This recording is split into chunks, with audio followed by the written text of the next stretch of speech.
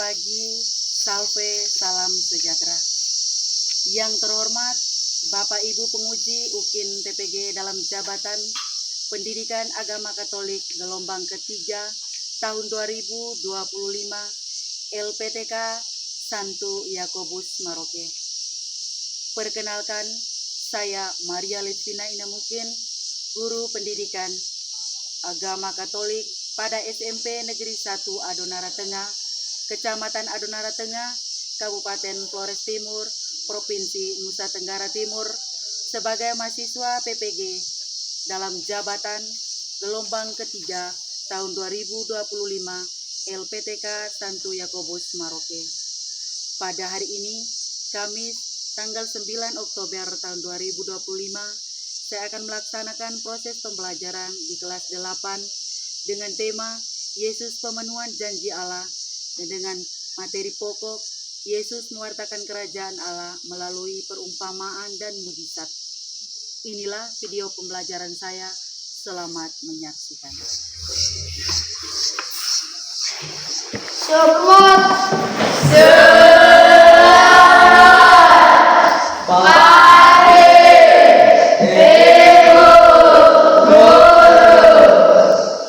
Baik, selamat pagi teman-teman, silakan duduk. Apa kabar hari ini teman-teman? Baik ya, makan tidak tadi pagi? Berarti teman-teman dalam keadaan sehat walafiat ya. Nah, sebelum kita mulai pembelajaran kita pada pagi hari ini, saya minta kesediaan dari salah seorang teman untuk doa sebelum Teman-teman dan ibu guru, marilah kita menyiapkan hati dan batin kita untuk menghadap Tuhan dalam doa. Dari jumlah saya berdoa menurut ajaran dan keyakinan saya agama Katolik. Demi nama Bapa, ya Allah Bapa dalam surga, puji dan syukur kami haturkan kehadirat-Mu atas berkat penyertaan-Mu mulai dari rumah hingga ke sekolah hari ini. Sekarang kami mau mengikuti pembelajaran dari ibu guru kami. Lindungilah kami dalam pembelajaran supaya apa yang diberikan oleh ibu guru dapat kami pahami dan kami kerjakan dengan baik. Nama yang kudus selalu kami puji di setiap waktu. Amin. Dalam nama Bapa. Siap umat.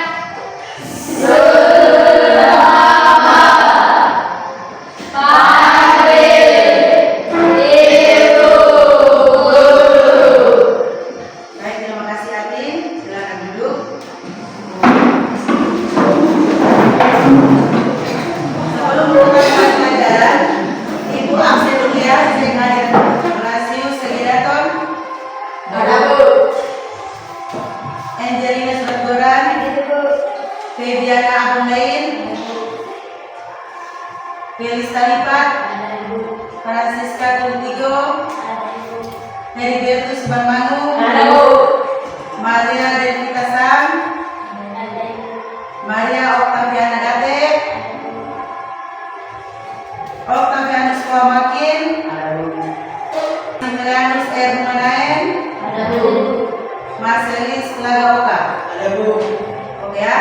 Jadi hari ini teman-teman semua hadir ya, kelas 8C semuanya hadir untuk mengikuti pelajaran agama Katolik pada pagi hari ini. Pelajaran kita pada pagi hari ini dengan tema Yesus mewartakan kerajaan Allah melalui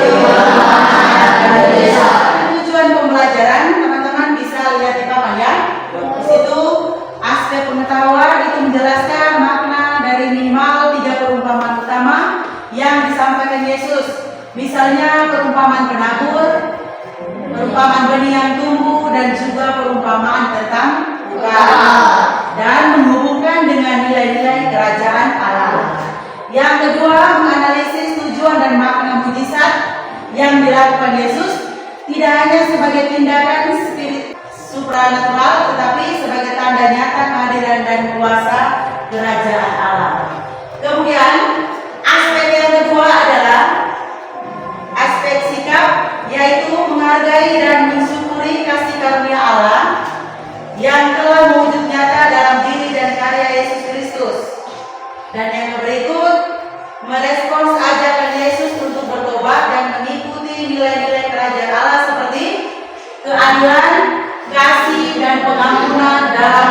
kehidupan sehari-hari. Aspek keterampilan. Di sini membuat refleksi tertulis atau lisan tentang bagaimana nilai-nilai kerajaan Allah yang diajarkan melalui perumpamaan dapat diterapkan dalam konteks kehidupan pribadi atau lingkungan sosial. Kemudian menyajikan, ini misalnya dalam bentuk map atau presentasi atau drama singkat ya. Jadi salah satu perumpamaan atau mujizat serta menjelaskan kaitannya dengan pewartaan kerajaan Allah. Dan yang berikut adalah mampu menghayati nilai-nilai dalam kurikulum berbasis cinta mengenai cinta kepada Tuhan Yang Maha Esa. Ya, jadi dalam pelajaran agama Katolik itu tidak hanya sampai kepada aspek keterampilan saja ya, tetapi masih ada satu itu di dalam kurikulum berbasis cinta itu ada 5 dan di sini kita ambil hanya satu mengenai cinta kepada Tuhan Yang Maha Esa.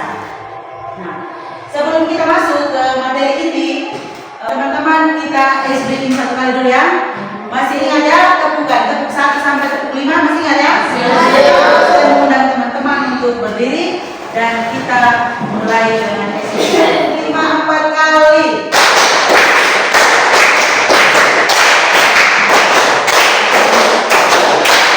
Berarti teman-teman masih punya konsentrasi dalam mengikuti kegiatan pembelajaran kita pada pagi hari ini. Oke, silakan kembali ke tempat duduk. Terima kasih. Kita masuk ke kegiatan inti. Sebelum masuk ke materi intinya, teman-teman, saya menyediakan sebuah cuplikan dari video yang akan teman-teman lihat ya. Pasang telinga, kemudian pandangan mata tertuju pada video yang ada di depan mata kalian ya.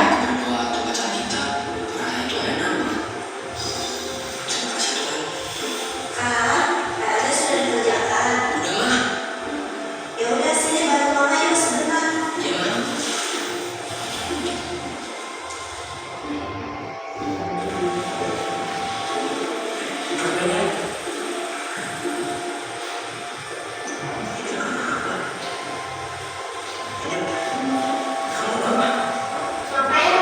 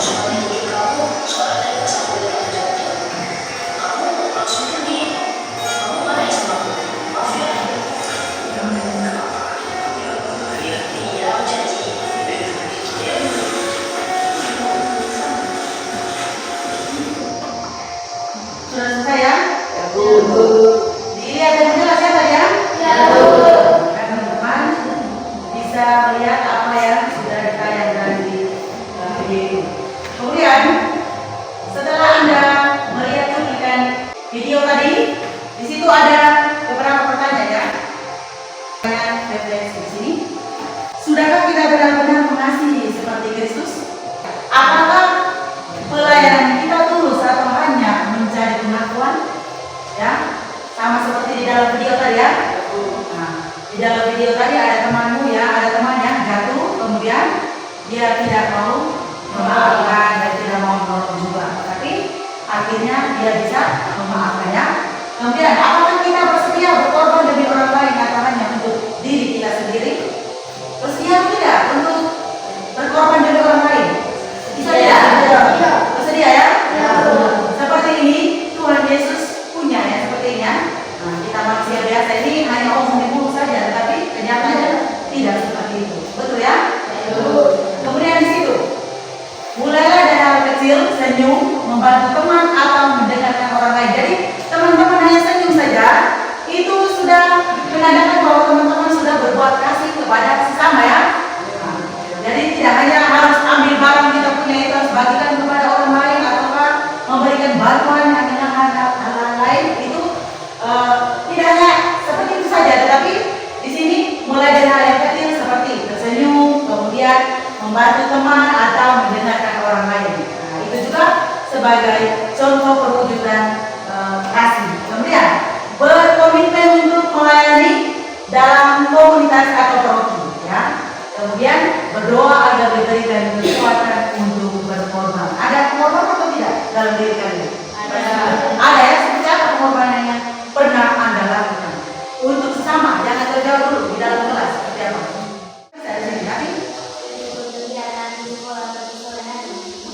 Meluangkan waktu untuk dapat mengikuti kegiatan di sore hari ya, itu bukan jam sekolah ya. Nah, itu dia berkorban dalam hal ini adalah korban waktu ya. Betul atau tidak? Betul ya teman-teman. Kemudian pesan dari cuplikan tadi adalah hidup sebagai katolik sejati adalah hidup yang diwarnai oleh kasih yang berwujud dalam pelayanan dan puncaknya adalah pengorbanan meneladani Yesus Kristus. Jadi kita berbicara tentang Tuhan Yesus ini bicara tentang pengorbanan dan tindakan kasih yang dilakukan oleh Tuhan Yesus. Di sini tentang kerajaan Allah itu ada dua cara pertama Yesus dalam mewartakan kerajaan Allah ya. Di situ Yesus mewartakan dan menyiapkan kerajaan Allah itu melalui dua metode yang saling melengkapi. Yaitu yang pertama adalah perumpamaan ya. Itu ajaran secara lisan ya. Nah, itu untuk menjelaskan hakikat kerajaan Allah dengan bahasa sehari-hari ya. Jadi di sini perumpamaan yang Yesus lakukan itu secara lisan ya, dengan bahasa sehari-hari. Jadi bahasa-bahasa yang dia buat itu dia gunakan itu membuat orang yang mendengar perwataannya itu bisa memahami dengan baik ya. Kemudian yang kedua adalah mujizat, itu perbuatan nyata ya. Itu untuk menunjukkan bahwa kerajaan Allah sudah hadir dan berkarya. Jadi di sini Yesus mengatakan kerajaan Allah itu tidak hanya berhenti di perumpamaan ya. Perumpamaan di sini adalah ajaran lisan, dia hanya omong saja, tetapi dia buat secara nyata yang disebut dengan mujizat ya. Mujizat itu adalah perbuatan-perbuatan nyata yang mana Tuhan Yesus sudah sampaikan pada perumpamaan dan dia wujud nyatakan dalam mujizat. Kemudian mewartakan dengan perumpamaan di sini cerita pendek sederhana yang diambil dari kehidupan sehari-hari ya.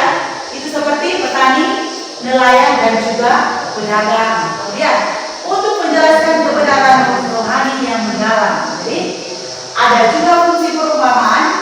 Di situ satu memudahkan pemahaman. Di situ menghubungkan konsep teologi yang kompleks dengan pengalaman sehari-hari. Dan di sini tujuan dari perumpamaan mengapa Tuhan Yesus ketika mengatakan kerajaan Allah dia selalu menggunakan perumpamaan karena dia mau supaya orang yang mendengarkan pewartaan dia itu mudah memahami dari pewartaan itu. Kemudian yang kedua mendorong refleksi. Ini mengajak pendengar untuk mencari makna tersembunyi dan mengambil sikap. Yang ketiga menjadi pendengar itu hanya dengan berhati terbuka dan mau mencari yang akan memahaminya. Kemudian contoh-contoh perumpamannya. Di situ yang pertama tentang benih yang tumbuh itu teman-teman bisa buka dalam Injil Markus bab 4 ayat 26 sampai dengan 29 ya. Di situ intinya adalah kerajaan Allah tumbuh secara misterius dan pasti seperti benih yang tumbuh tanpa diketahui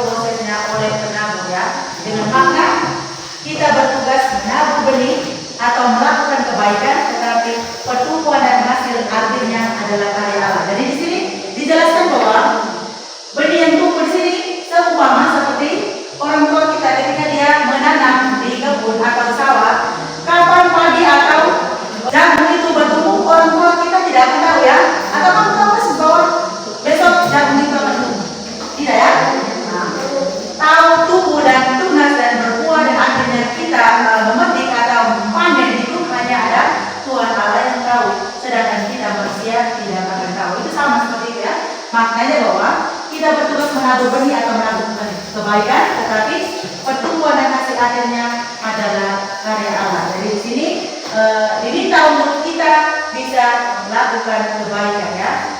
Kemudian harta terpendam dan mutiara yang berharga. Di sini ada di dalam Injil Matius bab 13 ayat 44 sampai 46. Dengan intinya adalah kerajaan Allah itu sangat berharga ya, lebih berharga daripada harta apapun. Kemudian maknanya kita harus berani mengorbankan segala harta, waktu, ambisi duniawi untuk mendapatkan dan mengayomi kerajaan Allah. Jadi sekalipun teman-teman di rumah itu punya harta banyak ya. Nah, ibu saya ini punya emas begini banyak, atau uang sebegini, berapa karung saya isi di dalam. Itu tidak ada harganya dibandingkan dengan Tuhan Yesus ya. Nah, berarti di situ kerajaan Allah itu sangat berharga, lebih berharga daripada harta yang kita miliki. Jadi sebanyak itu pun tetapi dia tidak punya nilai ya di mata Tuhan Allah. Kemudian wakafkan dengan mujizat. Nah, ini dengan mujizat. Tadi yang pertama itu adalah dengan perumpamaan ya. Itu dengan lisan. Sedangkan kalau dengan mujizat itu adalah perbuatan nyata ya. Nah, jadi di sini mewakafkan dengan mujizat ini perbuatan luar biasa yang melampaui hukum alam yang dilakukan oleh Yesus sebagai tanda kekuatan dan kasih Allah yang nyata ya. Ini sama seperti yang tadi teman-teman sudah lihat di cuplikan video tadi tentang kasih dan pengorbanannya, itu ada dalam diri Yesus. Kemudian makna utama mujizat Yesus itu yang pertama adalah tanda kuasa Allah. Itu membuktikan bahwa Yesus adalah putra Allah yang memiliki kuasa atas penyakit, alam, dan iblis. Kemudian kedua, tanda kerajaan Allah yang hadir. Mujizat adalah peninggalan Allah bahwa kerajaan Allah membawa keselamatan, pemulihan, dan kebebasan dari penderitaan. Dan yang ketiga, panggilan iman. Itu artinya selalu menuntut respon iman dari orang yang ditolong ya. Contoh iman menyelamatkan diri. Yang berikut contoh mujizat penyembuhan orang kusta. Juga teman-teman bisa lihat dalam Injil Markus bab 1 ayat 40 sampai dengan 45. Dan yang berikut meredakan angin berikut itu ada di dalam Markus bab 4 ayat 35 sampai 41. Itu menunjukkan kuasa Yesus atas alam ya semesta. Kemudian maknanya dalam setiap badai kehidupan kita kekuatan dan salah Yesus hadir untuk memberi ketenangannya. Jadi di sini meredakan angin ribut di sini itu menunjukkan kuasa Yesus atas alam semesta ya. Jadi di sini dalam setiap badai kehidupan atau kita menemukan masalah atau sesuatu yang mana itu menjadi satu persoalan yang besar dalam hidup kita meyakini bahwa kita pasti keluar dari persoalan ini dengan bantuan kekuatan dari Tuhan Yesus ya. Kemudian hubungan perumpamaan dan mujizat teman. Di sini ada hubungan perumpamaan dan mujizat ya. Perumpamaan itu memberitahu apa itu kerajaan Allah, sedangkan mujizat itu menunjukkan bagaimana kerajaan Allah bekerja secara nyata. Dan keduanya adalah kesaksian bahwa kerajaan Allah telah dekat dan memerlukan tanggapan iman dari kita. Kemudian saya akan membagikan CKBD untuk teman-teman bisa selesaikan soalnya. Teman-teman boleh menentukan siapa menjadi ketua kelompok. Di situ Yesus menggunakan cerita-cerita sederhana itu di dalam perumpamaan ya. Kemudian untuk menjelaskan konsep yang sangat kompleks yaitu kerajaan Allah. Mengapa Yesus memilih metode perumpamaan daripada memberikan definisi teologis secara langsung? Diskusikan fungsi perumpamaan dalam membunyikan kebenaran dari beberapa orang, tapi menjelaskan kebenaran bagi yang lainnya. Di situ teman-teman diminta untuk menjelaskan alasan mengapa Tuhan Yesus menggunakan perumpamaan ketika dia mewakafkan kerajaan Allah ya. Silakan selesaikan 5 menit. Itu kasusnya ya, contoh kasusnya. Kemudian pertanyaan yang seharusnya teman-teman harus menjawab itu adalah mengapa alasan Tuhan Yesus ketika dia menjelaskan atau mewakafkan kerajaan Allah selalu menggunakan perumpamaan. Silakan dituliskan di situ dan saya memberikan kesempatan untuk teman-teman bisa mempresentasikan di depan kelas ya. Bisa ya?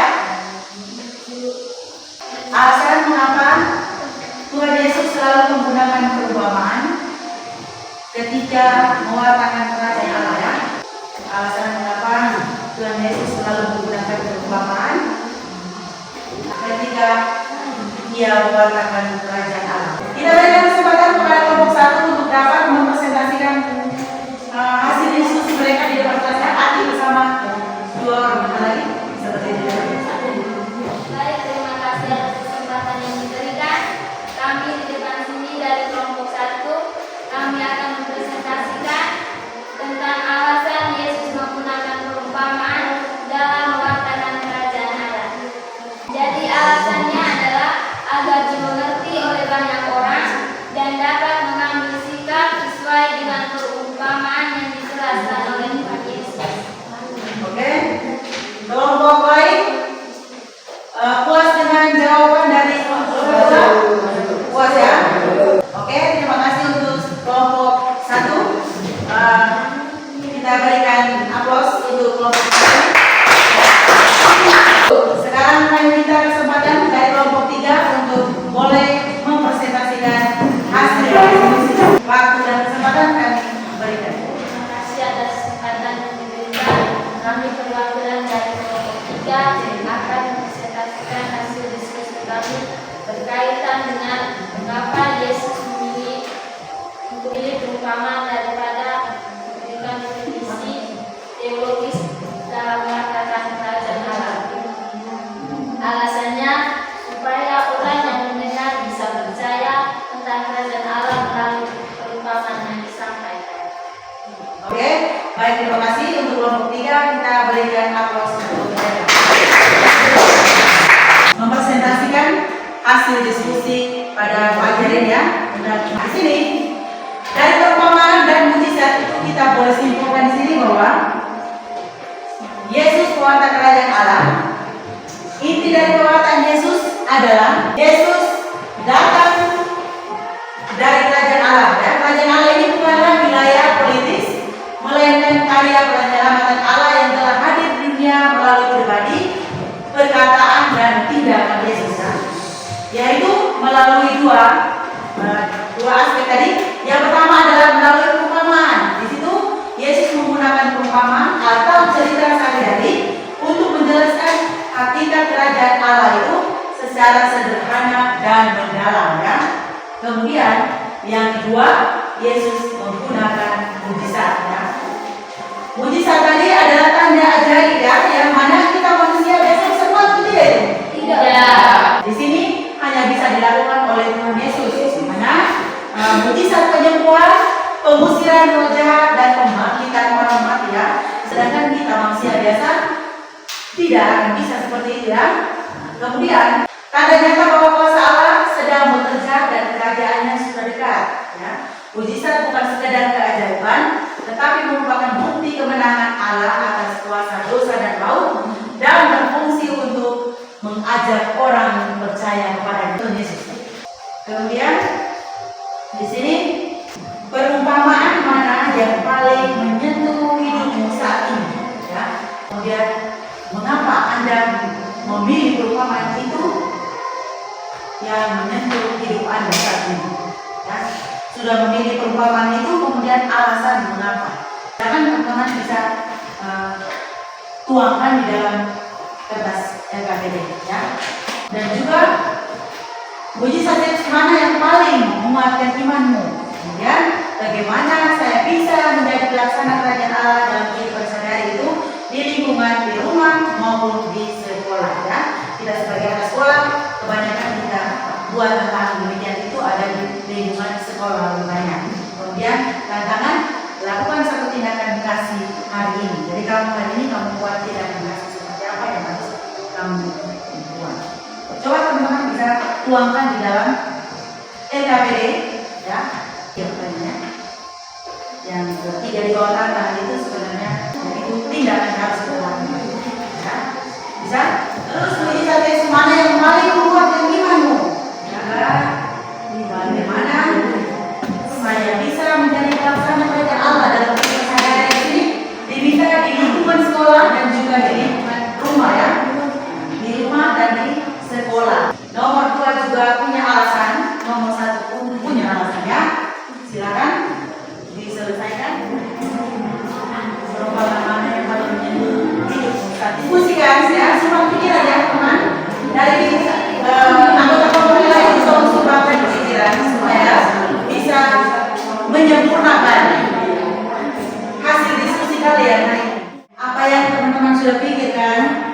itu teman-teman perlu menghayati ya, perlu menghayati dan mengaplikasikan dalam kehidupan sehari-hari kalian ya.